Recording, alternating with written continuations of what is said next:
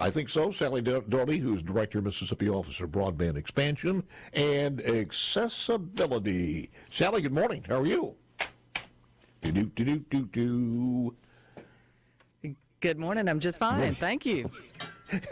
Let's see. Video and everything else is all together. You know, the things that we have to do from this morning with everything that we put together. It's just one of those days where the glitches want to just come and all visit at the same time. Well, no more of that. None of that. The governor had an announcement yesterday, and I want you to tell us about it, and I appreciate you being on with us this morning, because we've been talking about this for a long time. This seems to be bringing us a little bit closer to reality. It is. It's a long process because these are large-scale construction projects that is federal money that we want to make sure is spent exactly the right way. So we spend a lot of time standing up this grant program and working through it. But we do have over $70 million worth of grants and broadband expansion grants, infrastructure grants, that we have given the green light to, and we will now start working through the phases of construction through. These grants are given to providers across the state. So my understanding is about 27,000 households? Yes, it is about 27,000 households. And I have a list here. Just I know a lot of people are going to wonder, haven't seen this. Coahoma County, Tunica, Quitman area, Copiah, Hines, Covington, Jones, and DeSoto County, AT&T, let's see, Hines, east of Terry on Ceasefire. Well, I'll not mention the companies, but just the counties where some of this is happening. Jefferson, Lawrence, Lincoln, Madison, Neshoba, Rankin, Simpson, Sunflower, Walthall, Wilkinson. Anything to add to that? Well, because these are more rural projects, it's hard to say. People call our office and say, well, tell me exactly where these grants are. Am I included? So it's hard to, give an exact location, although we certainly have the exact locations and have it all mapped out. You can see these awards on our broadband map, and I would encourage everyone to go visit our broadband map for Mississippi, which is on our state agency website at beam.ms.gov. I'm coming through this raw with having no earthly idea what I'm talking about, but it seems like it's just a co-op or a deal that some of the established providers are going into areas where they normally would not go in because it's not profitable? Exactly. These are areas that have low density of population. And so by providing this capital, it makes it more of a financially viable for these providers to go into this area.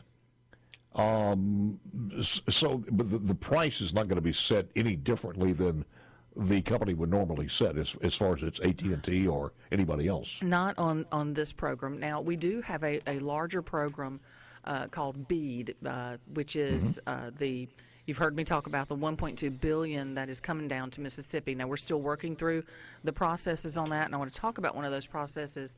But BEAD requires that there be a low-cost option for that service. And we have talked to a lot of our providers. We sent out a request to our providers.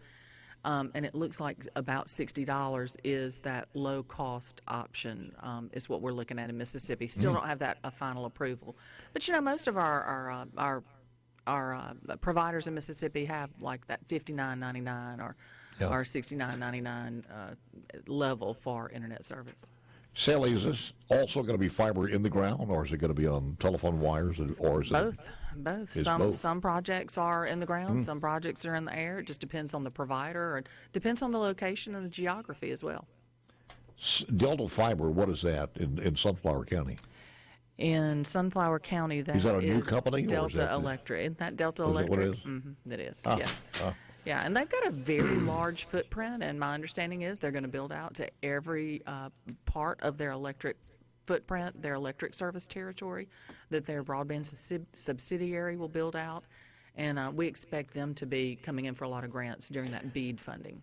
I got it. I think the governor kind of alluded to this in a way, saying something like the announcement also noted that more projects are expected to be approved throughout the summer. We do have other projects. That's above and beyond the $70 million? Exactly. We have probably another $30 million that we will be working on pretty quickly this summer. We have a statutory process in Mississippi where other providers are allowed to give objections to our awards. So we have a few objections that we've got to work out and make sure that we're not providing service where there is already service. So we've got a few mapping issues to work out with other providers, and we're working through that now.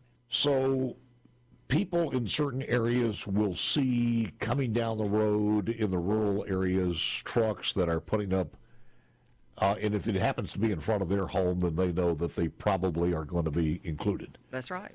And if they want a pretty good idea if this expansion will be including them, you said you could do that on the website? You can look at our map, and if you will go to beam.ms.gov, it says click on the map. And if you go to the map, then you can type in your address, or you can just look for your address and click on it. And then over to the left, there will be a panel that will give you some information, and it will tell you if you're included in this CPF. That's the name of this grant, is CPF. And your location will have different colors. So Got it. if you are a gray dot, if your address is a gray dot, it means that you already have service and you're considered as served. If there is a green dot, it means that there's existing federal funding, which could be the CPF program, and it'll tell you which one. Could be the CPF program, could be RDOF, which is a program that's underway from the FCC. Our office is not administering that, but it's a pretty big footprint around Mississippi. There's also a USDA Reconnect program, so there are a lot of broadband expansion programs out there. So your location could already be funded, maybe not served yet, but that funding is on the way. Or you might be red, which is unserved, and blue, which is underserved. So go to the map, see what kind of dot you are on the map, Paul. Green is where you want to be. Well, white is or white or gray. We use both of those. Gray is where you want to get to because we want everybody to be served in Mississippi. But if you're green, you know you're on your way. Green has some hope anyway. It's sprouting. It's sprouting optimism. Let's put it that way. Green for money. The initial project from CPF. By the way, CPF is Capital Project Fund. Allocates an estimated $70.9 million grant funding to expand and improve internet service. All projects funded by CPF are required to complete by December 26th of next year? Yes, December of 26. So, in other words, if that doesn't happen, then the cable systems will be fined or what? We're going to make sure that happens. So we don't just hand these folks a check. It is a reimbursement process. Right now, we have all of these awardees. They are working through their milestones and, what their payment schedule will be and what their schedule will be. So we're going to keep our tabs on them. And early on, if we see some group that is not going to make it, we're going to pull the plug on them. After all the trucks are gone and everything seems to be back to normal, will the cable systems contact the potential customers, or will Beam be in there, or what happens then? I think it's up to the providers to contact those customers. They all have good marketing campaigns, and I don't think it's part of the grant program. I don't think you can do that in your grant. I got you. But they'll be looking for those because they want to have a good take rate to support that system and make sure it's financially viable for the operating expenses going forward. That's just one kitty of money there, that $70 million. You've got more coming up. Can we talk about that when we come back? You bet, because this is just kind of the warm-up. That's the warm-up. That's the lanyap. We'll get to the others. The main serving is coming up next. Okay. Right after this, with Sally Doty working. Well, kudos to whoever was in the procurement office for Mississippi, because I think our awards to our state were second only to California, were they not? Are you talking to me? Yeah. I thought we were talking about music. I was okay. Yeah, we just back to broadband. Okay. Yeah. Okay. Our awards. So which awards, Paul? We got a lot of different awards. So I'm talking about the internet, the broadband expansion. Sure. So our caught you off guard, didn't I was listening to the music. I was enjoying it. That guy is an incredible guy. He's the only white guy, and I think he spent some time in the pen at Parchment too. He's the only white guy to have a trail marker. He was in the studio and cut that song in the studio, sitting where you are. Really? And when he was doing it, when he visited. But he's an interesting guy. Got to get him back on. So that's that's a little bit background on that song. So Sounds like it. all Well, right, now okay, let me go back to reset broadband. here. Okay, here we we got a lot of money, second only to California. I'm seeing here that somewhere around $500 million. So that, is so what it that says here. that was for the RDOF program. So that was Okay. back in 2020. That's the Rural Digital Opportunity Fund, and I got so it. that was that money is now out to different providers, and they Mm-hmm. are building out on those RDOF projects. Yeah, Mississippi ended up with about 450 million. So a lot of those green dots on my map that I've talked about, those Yeah. green dots show that RDOF funding. So then the Capital Projects Fund, we have 150 million that we're going to grant out. We've had 32 million that our office has been doing for another program that we applied for from the feds, and we're about to finish that out. So that's about 12,000 locations. But the big project is BEAD, B-E-A-D, which is $1.2 billion that's been allocated to Mississippi. And we're in the top 15 of states in that funding. I'm not quite sure. I think we might be like number 14. But that is based on your number of unserved and underserved locations at the time that they cut it off and made that allocation. So we have $1.2 billion allocated. That does not mean that it is sitting in our bank account.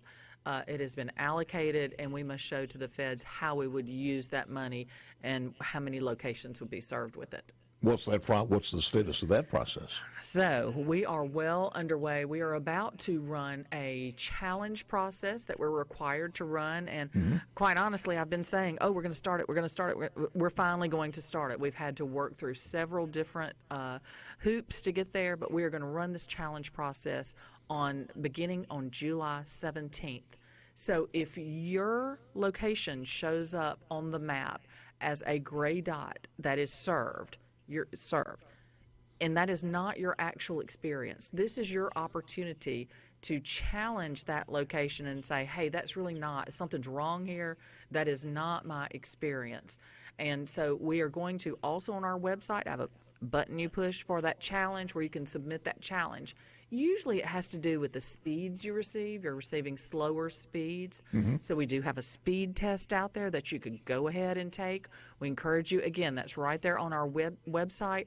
Go ahead and do that speed test. It's very easy to walk through it, although you might want to have somebody, under 30 to help you maybe. I don't know. You could probably do it just fine, Paul, I'm sure. But No. Yeah. Well, I got grandkids who can help me. you do have to save a screenshot and drag and drop a file, so it starts. All right, I got to ask you this: if and Starlink is another big people are talking about Yeah. that one, and Elon Musk, if you are getting a service from Starlink,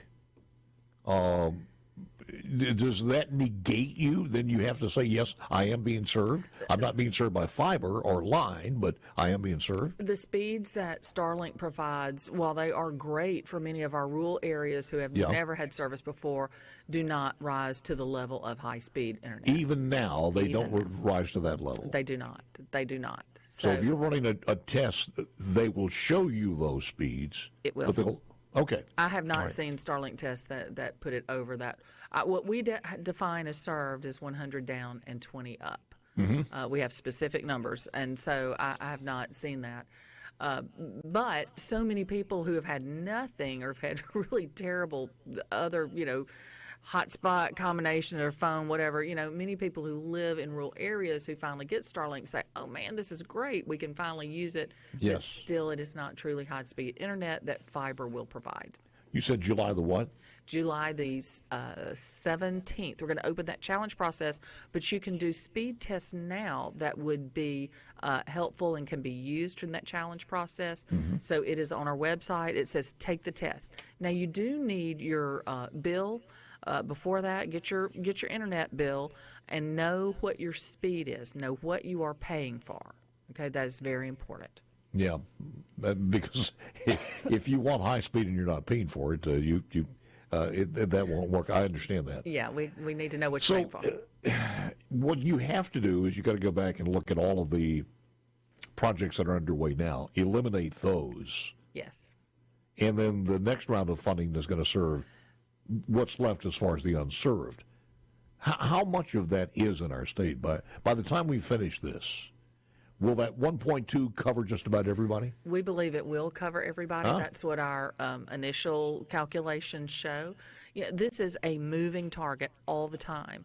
So as we prepare for this challenge window to open on July 17th, we have we're uploading some additional information, reporting that the providers had given to the feds. We have also reached out to the providers to get anything up through April 1st, I believe. So we will add that to our map, those service areas. Then we'll run that challenge process, adjudicate those challenges. We'll have a third party to do that. And then we will have our map set for those BEAD project areas. Yeah. We will then open up those BEAD project areas for applications. I got it. It's a competitive grant. Now, I'm going to step on some toes here, but if you have taxpayers' dollars, this is a little bit like the charging stations, and I don't want to be a hypocrite, but if you're spending that type of money from the taxpayers, you and I are helping an established cable system obtain customers in the rural areas. And I understand it's a wonderful thing. But is there any other obligation on them to provide at least a lower price or a non-cancellation or something, or they just picked up a regular customer and they did it as on a grant that doesn't have to be paid back? There is that obligation to provide a low-cost option. And so it's kind of capped at some place. Right. There is that low-cost option. That is a requirement of the BEAD program. Well, it makes sense. And if you can't abide by that, then don't participate. So, it is such an opportunity. High-speed internet now is a part of life, fact of life. And, there were subsidies when electricity was built out, and this is really the same type of build-out. There's no protection from competition, is it? No, everything is a competitive market. In other words, if somebody else wants to come into that area later. Come right on. Yeah. Broadband is not a regulated utility. And to me, it's often very interesting to find like a small town that might already have two different options. So it is a competitive market, yes. You got to wonder what it's going to be like 5 or 10 years from now, because we are taxing the system with everything. I mean, we don't open a garbage can without a Wi-Fi anymore. It's just crazy. I was watching something yesterday as far as barbecuing on a new grill. I mean, it's all Wi-Fi. Everything from the thermometer to everything else. It's just crazy. So, Paul, I was reading a few articles last night, and okay, so you and I both remember like the 56K modems were the big deal, like at the end of the 90s and early 2000s. 56K modem, you got to get it, it's new. What we could do then that would download in an hour and a half on a 56K modem, we can now download in a second. I mean, it's just an incredible amount of technology increases, and then also just usage that we have. Yeah, who knows? My baby granddaughter's going to graduate from college in 2043. And, what will her life be like? I mean, everything will probably be interfaced with the internet somehow. Used to do a program. We did a program of the early days of SuperTalk with a dear friend from Comcast at that particular time, Warner. What Times Warner? It was Times Warner or something before it became Comcast. And we were talking about this thing called fiber under the ground. So that's how long ago it's been, how far, and really how fast we've achieved everything like this. But how long does that fiber last before it's antiquated? They have to come in and put new fiber in it. I've heard some estimates of about 40, 50 years. Yes, yeah. It is upgradable, though, that electronics on either side, it is very upgradable, so you can scale up the speeds of your fiber. So it's some very exciting technology that we plan to have available. Wait a minute, you can actually upload your fiber itself? Upgrade. Update it. Update it through the technology on either end. Right. Do the lights different ways, the pulses different ways. Now you're out of my pay grade. It's above me too. Sally, thanks for coming in. Thank you so much. I appreciate it. Very, very much. Look forward to the next update. Everybody go see our map.